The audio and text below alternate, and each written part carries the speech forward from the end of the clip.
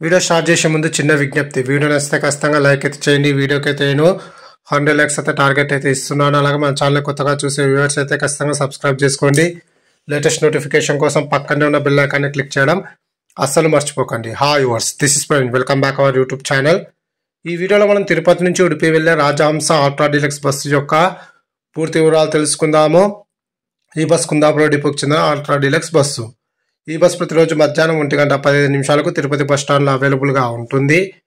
మధ్యాహ్నం 1:35 తిరుపతి నుంచి అయితే బయలుదేరుతుంది.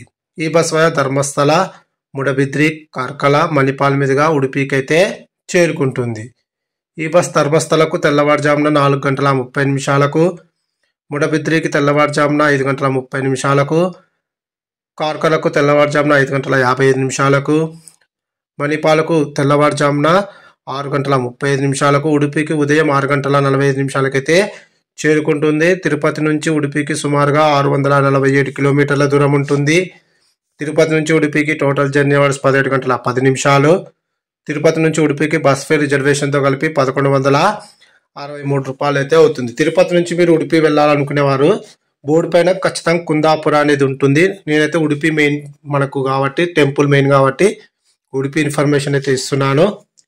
ఇప్పుడు మనం ఉడిపి నుంచి తిరుపతి వెళ్ళే రాజహంస అల్ట్రా డీలక్స్ బస్సు యొక్క పూర్తి వివరాలు తెలుసుకుందాము. ఈ బస్ ప్రతిరోజు ఉదయం 11:25 ఉడిపి బస్ స్టాండ్లో అవైలబుల్గా ఉంటుంది.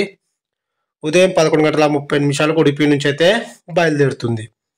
ఈ బస్ కార్కలకు మధ్యాహ్నం 12:30, ముడబిద్రికి మధ్యాహ్నం 1 గంటకు, ధర్మస్థలకు మధ్యాహ్నం 2:30, అలాగే తిరుపతికి ఉదయం 6 గంటలకైతే చేరుకుంటుంది. Total journey hours 18:30. Please like and subscribe my YouTube channel. Thank you.